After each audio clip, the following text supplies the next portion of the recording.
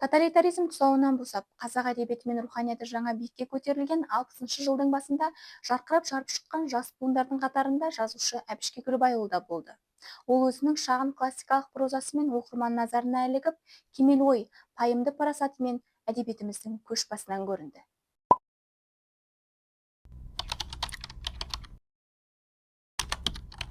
Армысыздар. Мен Түнікұл Зияда Нұрлыбекқызы, Жаңаөзен қаласы бойынша білім бөлімінің нөмірі 22-ші жалпы білім беретін мектептің қазақ тілі мен әдебиеті пәнінің мұғалімі. Сіздерге Әбіш мұрасына авторлық көзқарас бөлімі бойынша шағын талдауларымды ұсынамын. Әбіш Кекілбайұлы адам жанының шындығын танудың алуан түрлі тәсілін шеберлікпен игерген жазушы.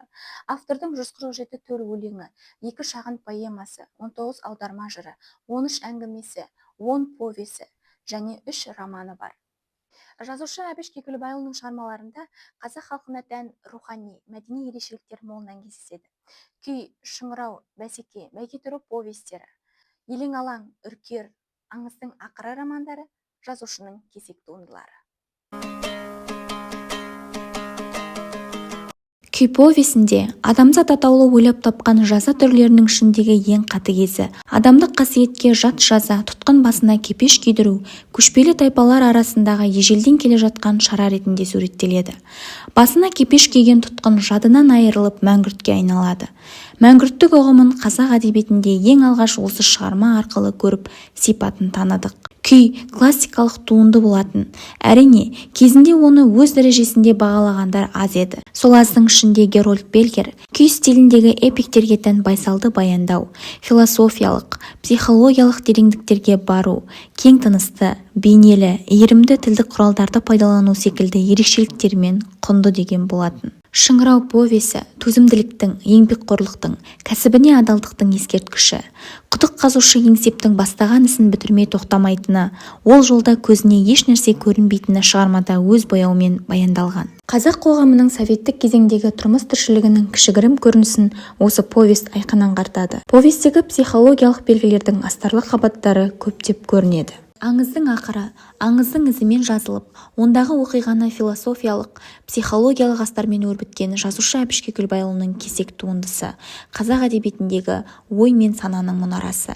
Әмірші, кіші ханша мен шебердің арасындағы шарпысқан ішкі психологиялық сезім күйлері мен жан дүниесіндегі толғанысы, ой арпалысы шеберлікпен суреттеледі. Аңыздың ақыры романының сюжеті шығыстық сарынға жатады. Алайда аңыз қазақ даласында туған төл туынды десек те болғандай.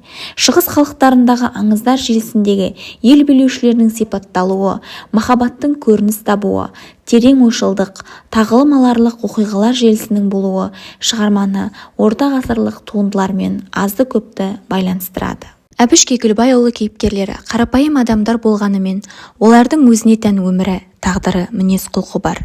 Жазушы олардың жан дүниесінің тереңіне барады. Кейіпкерінің жеке басындағы түрлі сезім иірімін сипаттай отырып, олардың іс-әрекетіне баға береді.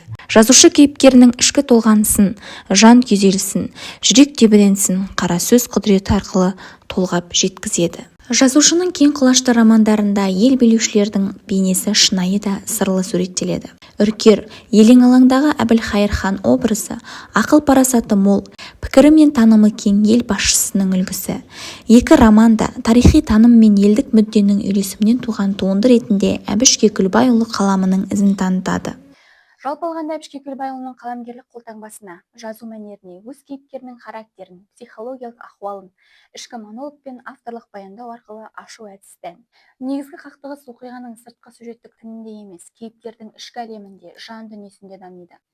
Әбіш шығармаларында оқиғаның хронологиялық тәртіппен дамуынан гөрі жеке тұлғаның рухани ішкі дамуына басты назар аударылған. Әбіш әлемі өзіндік бір пәлсапалық, дүниетанымға толы әлем. Әбіш Кекілбайұлы өткен ғасырдың 70-80 жылдар аралығында мәдениет, әдебиет, кино салаларында ұйымдастыру шығармашылық қызметтерін атқара жүріп, өзінің жазушылық кәсібін алдыңғы қатарға қоя білді. Әбіш Кекілбайұлын әдебиетшілер қауымы тарихи тақырыпты қаузаған, өмір құбылыстарын шынайы шеберлікпен бейнелейтін реалист суреткер ретінде таниды. Дегенмен бұл сөзіміз жазушы шығармаларындағы романтикалық арнаны жоққа шығара алмайды. Тумысында гуманист жазушы, энциклопедиялық білімге ие ғұлама, аузы дуалы шешен би, ұлт жанының білгірі, кең пейілді жұмсақ жүректі жазушының шығармалары уақыт өте келе өркештене, зорая түсеріне, кемел Қазақстанның келер буындарының рухани сүйеніші болып қала береріне кәміл сенеміз.